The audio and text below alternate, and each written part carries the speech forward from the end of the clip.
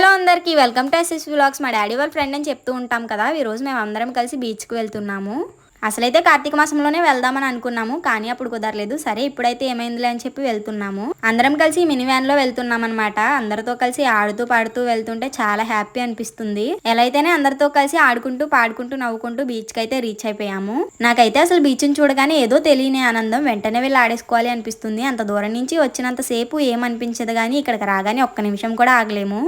నాకే ఎలా అనిపిస్తుందా, మీకు కూడా ఎలానే అనిపిస్తుందా కామెంట్ సెక్షన్లో కామెంట్ చేయండి. మా వాళ్ళందరూ కలిసి దిగిపోయారు. మేమైతే బీచ్ దగ్గరకు వచ్చేసాము.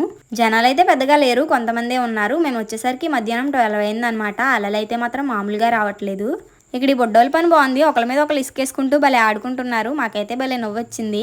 ఇక్కడ మా వాళ్ళందరూ కలిసి లోపలికి వెళ్ళడానికి రెడీ అవుతున్నారు. ఈ లోపు ఫోటోగ్రాఫర్ వచ్చి ఒక ఫోటో తీపించుకోండి అన్నారు. సర్లే ఫోటో తీపించుకున్నాక వెళ్దాంలే అని చెప్పి ఆగాము. నేనైతే ఇక్కడ ఇసుకతో ఇల్లు కట్టుకుంటున్నాను. ఇలా బీచ్కి వచ్చినప్పుడు ఇసుకతో ఇల్లు కట్టుకుంటే భలే హ్యాపీ అనిపిస్తుంది.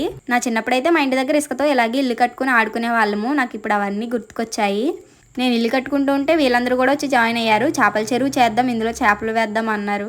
ఇందులో ఒక చేప అయినా పడుతుందో లేదో తెలియదు, కానీ మేమైతే చాలా కష్టపడి కడుతున్నాము. మేము ఈ చెరువులో చేపలు వేయక ముందరే అలలు వచ్చి మొత్తం చేపల చెరువుని పడగొట్టేశాయి. మా తమ్ముడికి చూడండి ఎంత ఆనందం వచ్చిందో. తర్వాత మేము అందరం వచ్చి కొన్ని ఫోటోల కార్యక్రమాలు మొదలు పెట్టాము. ఏదున్నా లేకపోయినా సరే ఫొటోస్ వీడియోస్ మాత్రం చాలా ఇంపార్టెంట్.